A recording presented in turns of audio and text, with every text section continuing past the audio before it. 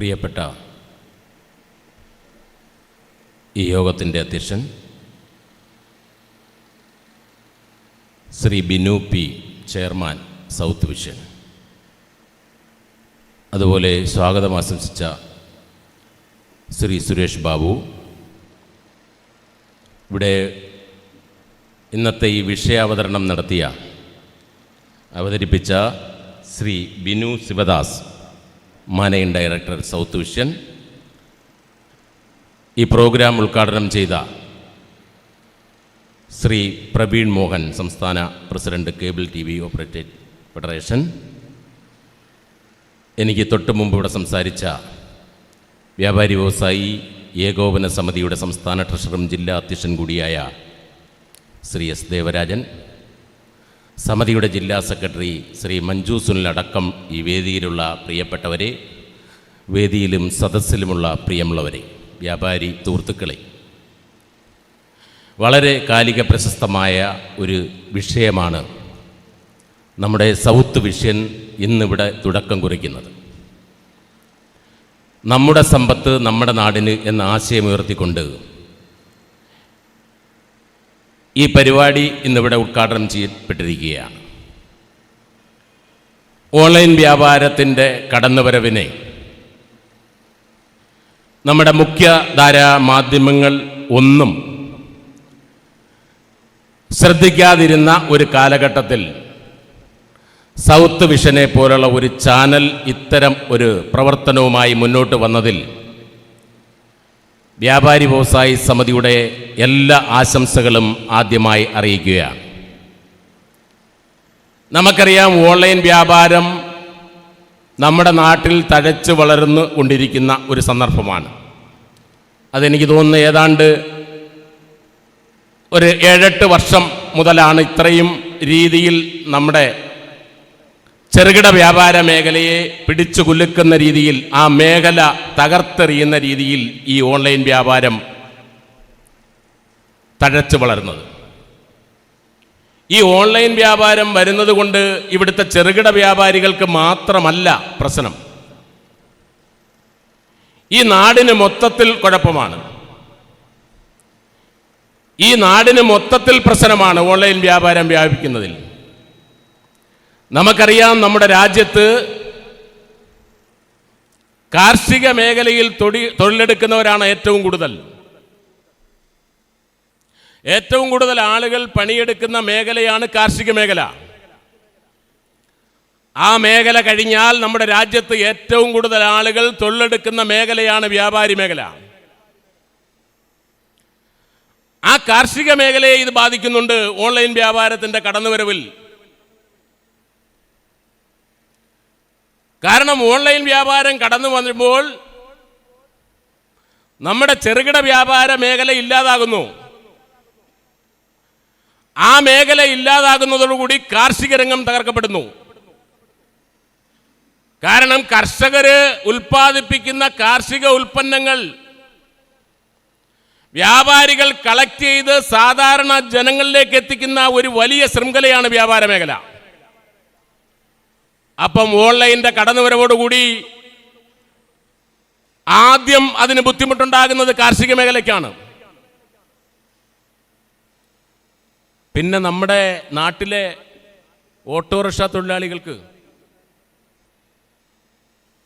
ഈ ചെറുകിട വ്യാപാര മേഖലയിൽ വന്ന് സാധനങ്ങൾ വാങ്ങി അവരൊരു ഓട്ടോയെ ആശ്രയിച്ച് വീട്ടിൽ പോകേണ്ട ആ അവസ്ഥയ്ക്ക് മാറ്റം വരുവാണ്. അപ്പൊ ഈ മേഖല, ഓട്ടോറിക്ഷ മേഖല, ആ മേഖലയിൽ തൊഴിലെടുക്കുന്നവരെ ബാധിക്കുന്നുണ്ട്. ടാക്സി ഒരു ഉപജീവനമാർക്കി കഴിയുന്ന അവരെ ഇത് ബാധിക്കുന്നുണ്ട്. അങ്ങനെ വിവിധ മേഖലകളെയാണ് ഈ ഓൺലൈൻ വ്യാപാരം മൂലം ഇല്ലാതാകുന്നത്. നമ്മൾ മനസ്സിലാക്കണം. ഇന്നിപ്പോൾ ഇവിടെ നമുക്കറിയാം, ഒരു വലിയ സദസ്സില്ല, അത് ഞങ്ങൾക്കും വിഷമമുണ്ട്. കാരണം ഞങ്ങളും പ്രതീക്ഷിച്ച ഒരു സദസ്സ് ഇല്ല. അതിപ്പം ഇതിൻ്റെ എം ഡിക്കും അതിൻ്റേതായ ഒരു വിഷമം കാണും. അതെല്ലാം മാറും. കാരണം ഒരു പ്രത്യേക സാഹചര്യം, നമ്മൾ ഓണം അടുത്ത് വരുന്ന ഒരു ഞായറാഴ്ച എന്നുള്ള ഒരു നിലയിൽ വ്യാപാരികൾ പർച്ചേസിന് ഇറങ്ങുന്ന ഒരു ടൈം കൂടിയാണിത്. അതുമായി ബന്ധപ്പെട്ടാണ് ആളുകൾ കുറഞ്ഞത്. തീർച്ചയായും നിങ്ങൾ ഏറ്റെടുത്തിരിക്കുന്ന ഈ ഒരു സംരംഭം ഇതിൻ്റെ ഇന്നിവിടെ ഉണ്ടായിരിക്കുന്ന കുറവ് താഴെത്തട്ടിൽ ഇത് നോക്കുമ്പോഴും നമ്മൾ ഇന്നിപ്പം ചാർട്ട് ചെയ്തിരിക്കുന്ന ഈ ഓണ സമയത്താണ്.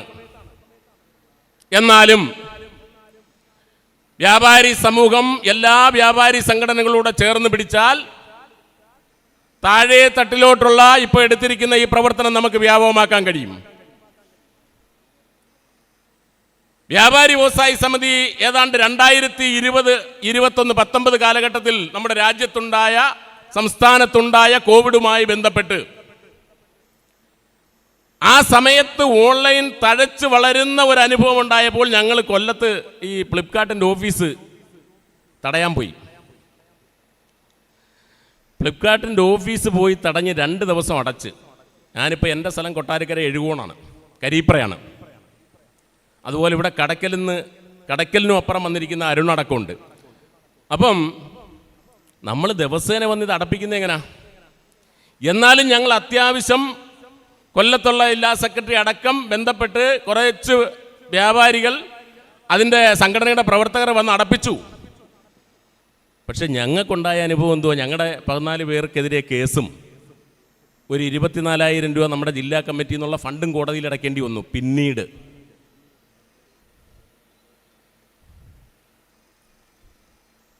പക്ഷെ നമ്മൾ ആ നിലയിലുള്ള ഒരു പ്രവർത്തനമല്ല ഇവിടെ പ്ലാൻ ചെയ്യുന്നത്.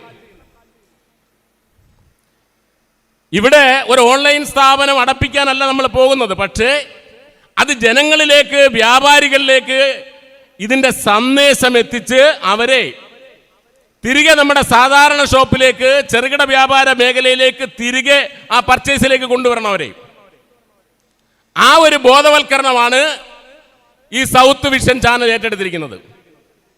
ആ നിലയിൽ നമ്മുടെ സമൂഹത്തെ ആകെ ഈ പറയുന്ന പ്രധാനപ്പെട്ട കവലകൾ, കമ്പോളങ്ങൾ കേന്ദ്രീകരിച്ചുകൊണ്ട് നമ്മൾ ഇതേപോലെ ഒരു ചടങ്ങ് നടത്തി ഒരു വ്യാപകമായ പ്രചരണം കൊടുത്താൽ കുറച്ചധികം മാറ്റം ഉണ്ടാകും എന്നുള്ളതാണ്. നമുക്കറിയാം, ശ്രീ ദേവരാജൻ ഇവിടെ സൂചിപ്പിച്ചതുപോലെ മാൾ സംസ്കാരം എറണാകുളത്ത് ഇടപ്പള്ളിക്കോട്ടയിൽ ലുല്ലു വരുമ്പോഴും നമ്മൾ പറഞ്ഞു, അവിടെ എത്ര കടയാ പൂട്ടിയത്? തിരുവനന്തപുരത്ത് എത്ര കടയാ പൂട്ടിയത്? കൊട്ടിയത്ത് പൂട്ടിക്കൊണ്ടിരിക്കുന്നു. പക്ഷേ ഇപ്പം നമ്മൾ ഈ മേഖലയിൽ പ്രവർത്തിക്കുന്നതുകൊണ്ട് കുറച്ചറിയാം, കുറേ കച്ചവടങ്ങൾ തിരിച്ചു വരുന്നുണ്ട്, സാധാരണ കടകളിലേക്ക് വരുന്നുണ്ട്. പക്ഷെ ആദ്യം തുടങ്ങിയ ഇടയ്ക്ക് മറ്റ് കച്ചവടക്കാരെല്ലാം രാവിലെ വന്ന് കട തുറക്കുന്നു, ഒരു 12 മണിക്കൂർ ജോലി ചെയ്യുന്നു. ഇന്ന് സമൂഹത്തിൽ ഏറ്റവും കൂടുതൽ മണിക്കൂർ എടുത്ത് ജോലി ചെയ്യുന്ന വിഭാഗമാണ് വ്യാപാരി സമൂഹം. അവർ രാവിലെ 8:30 വന്ന് കട തുറന്നാൽ രാത്രി 8:30, 9 മണി വരെയാണ് അവർ കച്ചവടം ചെയ്യുന്നത്. വല്ലതും കിട്ടുമോ അവർക്ക്? ഉച്ചയ്ക്ക് സൈക്കിളിലോ ബൈക്കിലോ ഒരാൾ വരും, മേശ തുറക്കും, ഉണ്ടെങ്കിൽ അവർ മേടിച്ചുകൊണ്ട് പോകും. വൈകിട്ട് കാലിയായിട്ടാണ് പോകുന്നേ. വൈകിട്ട് പോകുമ്പോൾ ഒന്നുമില്ല അവരുടെ കൈ. ഈ അവസ്ഥ കുറേ വർഷങ്ങൾ കൊണ്ട് നടക്കുകയാണ്. ഞാൻ കൂടുതൽ ദീർഘിപ്പിക്കുന്നില്ല, കാരണം നമ്മുടെ സമയവും വൈകി.